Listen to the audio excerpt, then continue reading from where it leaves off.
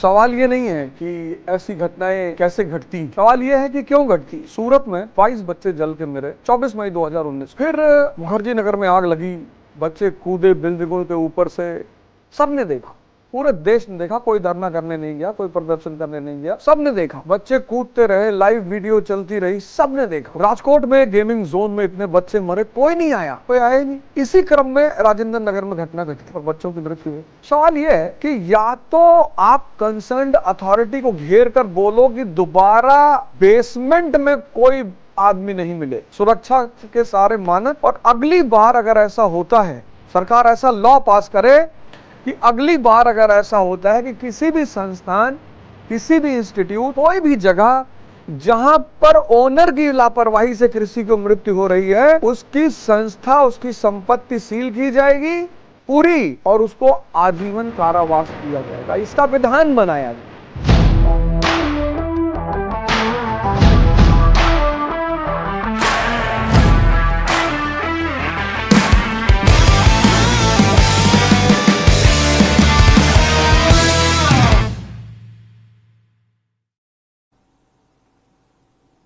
जय हिंद फ्रेंड्स, गुरु भगवान के चरणों में सादर प्रणाम, सादर वंदन। सर्वप्रथम तो उन सभी दिवंगत छात्रों को श्रद्धांजलि जिन्होंने राजेंद्र नगर की वर्षा जल दुर्घटना में अपनी जान गंवाई। भगवान उनके परिवार को इस दुख को सहन करने की शक्ति दे। अब सवाल ये नहीं है कि ऐसी घटनाएं कैसे घटती हैं, सवाल ये है कि क्यों घटती हैं। सूरत में 22 बच्चे जल के मरे 19 मई 2019 को, 24 मई 2019 को। फिर मुखर्जी नगर में आग लगी, बच्चे कूदे बिल्डिंगों के ऊपर से, सबने देखा, पूरे देश ने देखा। कोई धरना करने नहीं गया, कोई प्रदर्शन करने नहीं गया, सबने देखा। बच्चे कूदते रहे, लाइव वीडियो चलती रही, सबने देखा।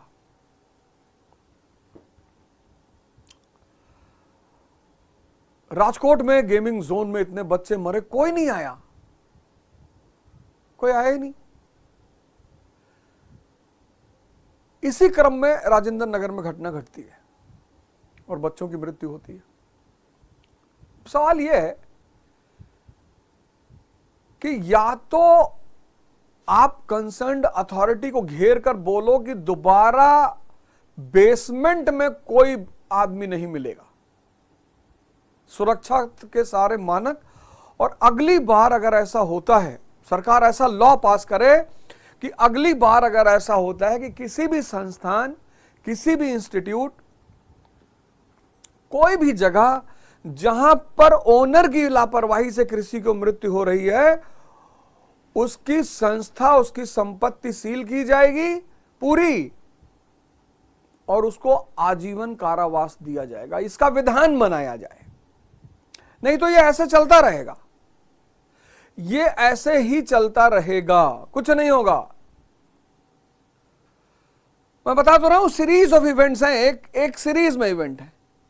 सरकार ये नियम बनाए, कानून बनाए कि अगर ऐसी कोई घटना घटती है कि बच्चे हैं या किसी भी सामाजिक स्थल पर, सार्वजनिक स्थल पर जहां पर मृत्यु होती है, किसकी लापरवाही से, ओनर की लापरवाही से, उसकी सारी संपत्ति सीज कर ली जाएगी।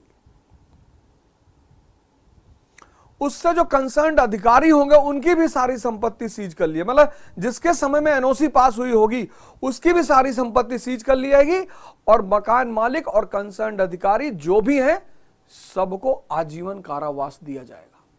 कोई सुनवाई नहीं, कोई कोर्ट नहीं, कोई मुकदमा नहीं, बस इतना ही काफी होगा।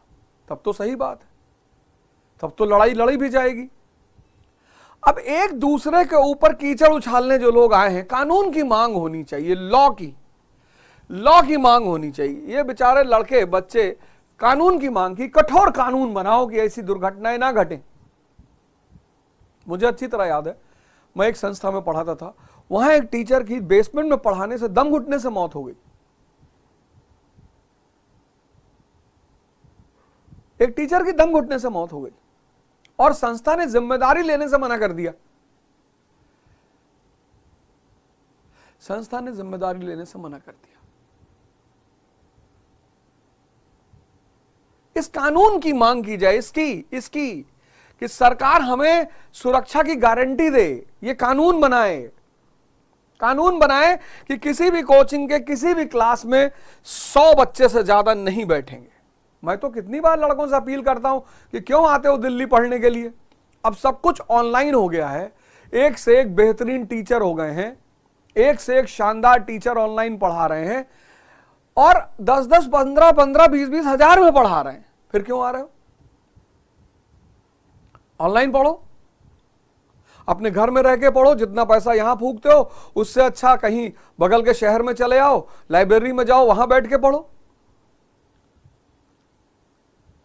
बड़े हो, 21-21 साल उम्र है, सुरक्षा के सब अगर साधन नहीं, अगर तुमको वहां जाकर लगता है, मुझे आज भी अच्छी तरह याद है, एक बार एक लड़का बेसमेंट की क्लास में, मैं क्लास ले रहा था, वहां शुरुआत हुई थी क्लास। उसने कहा सर यहां तो एक ही दरवाजा है निकलने का, दूसरा है ही नहीं, मैं यहां क्लास नहीं करूंगा। कुछ जागरूकता नागरिकों की भी होती है।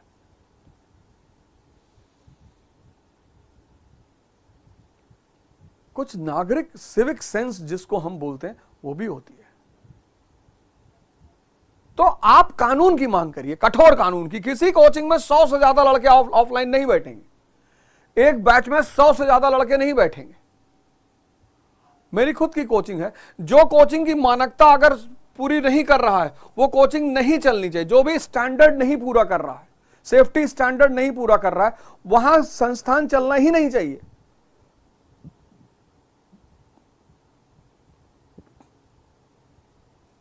क्यों चलेगा? लेकिन फिर क्या होगा? मुखर्जी नगर की घटना घटी, लाइव वीडियो चल रही थी, कूद रहे थे लड़के, एक किसी लड़की की रीढ़ की हड्डी टूट गई थी, हॉस्पिटल में भर्ती थी, उसका मुझे फोन आया था कि लेकिन होगा क्या प्रोटेस्ट करने से कि मेयर इस्तीफा दो। इससे बच्चों का भविष्य में क्या भला होगा? इस मांग से क्या भला होगा? 4 सूत्रीय मांगे होनी चाहिए एकदम, कि हर संस्था, जो कोई भी सार्वजनिक संस्था है, कोचिंग चला रही, स्कूल चला रही, उसके सेफ्टी स्टैंडर्ड उसे एनओसी देने से पहले चेक किए जाएं। और अगर कोई दुर्घटना घटती है तो कोचिंग ओनर और जिस अधिकारी ने एनओसी दिया है उसको आजीवन कारावास, पूरी संपत्ति सील। मेयर के इस्तीफे से क्या होगा? ये राजनीतिकरण जो हो रहा है राजेंद्र नगर में, उसके इस्तीफे से क्या मिलेगा बच्चों को?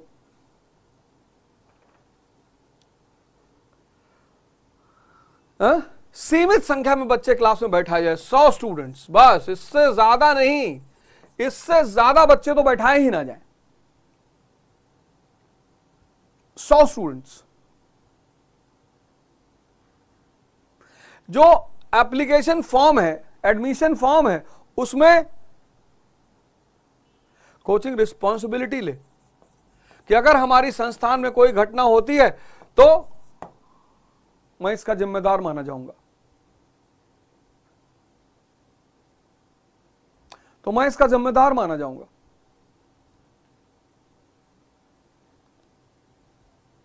डिक्लेरेशन फॉर्म में डिक्लेरेशन होना चाहिए कोचिंग जो चला रहे हैं उनके द्वारा। और चौथी बात,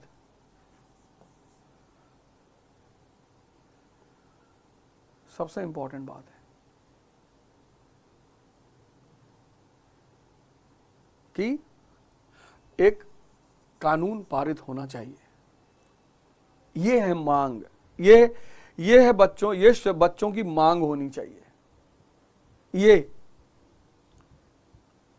ये नहीं कि मेयर को हटाओ और ऐसा करो वैसा करो, ये मांग होनी चाहिए।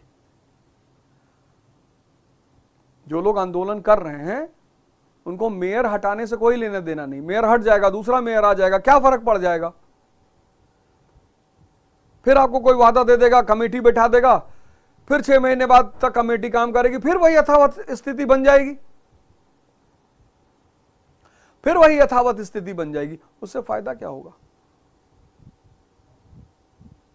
ये मांगे अगर की जाए, जो लोग भी आंदोलन कर रहे हैं, अगर ये मांगे की जाए, ये हमारी मांगे हैं, ये अवध ओझा की मांगे हैं नागरिकों और बच्चों की सुरक्षा के लिए। ये 4 मांगे, 4 सूत्रीय कार्यक्रम है। सेफ्टी स्टैंडर्ड पूरी, अगर पूरा नहीं कर रहा है संस्थान और कभी भविष्य में दुर्घटना होती है तो कोचिंग का ओनर या संस्थान का ओनर, स्कूल का ओनर, गेमिंग जोन का ओनर, जो भी ओनर है उसको और जिसने एनओसी दिया उसको आजीवन कारावास और पूरी संपत्ति कुर्क कर ली जाए। और ये 100 स्टूडेंट्स का बैच होना चाहिए, इससे ज्यादा नहीं होना चाहिए, ये तो मैं भी मानता हूं। 100 ये रिस्पॉन्सिबिलिटी और कानून। कोचिंग ओनर रिस्पॉन्सिबिलिटी ले, डिक्लेरेशन ले और कानून बनना चाहिए, तब जाके यह आंदोलन बनेगा। मेयर को हटाओ, ऐसा करो, इससे कुछ नहीं होगा। एक बढ़िया ड्राफ्ट बनाया जाए, क्योंकि लगातार घटनाएं घट रही हैं, उनसे बाहर निकलना होगा, तब जाकर कुछ होगा।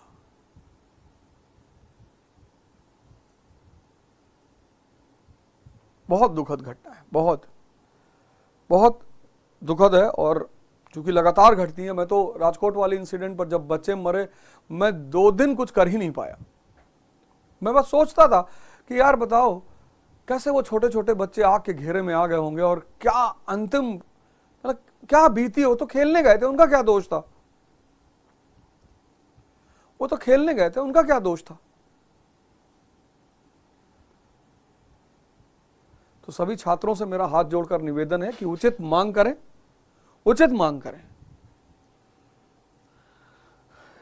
इसका राजनीतिकरण ना होने दें, किसी राजनीतिक संस्थाओं का शिकार ना हो।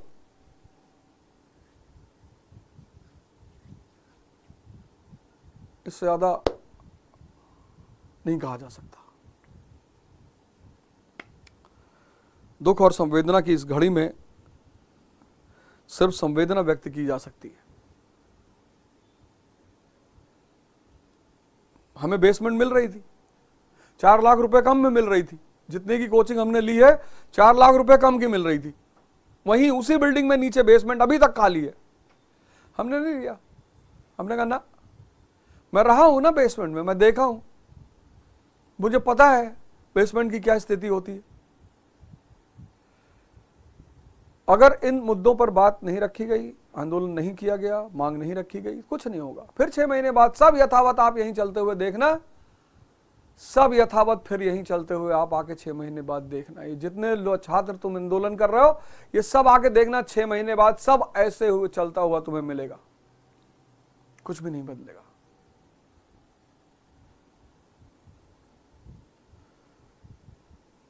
इसलिए इस 4 सूत्रीय मांगों को रखिए। ये जो मैं आपसे कह रहा हूं ना, इन 4 सूत्रीय मांगों को रखिए।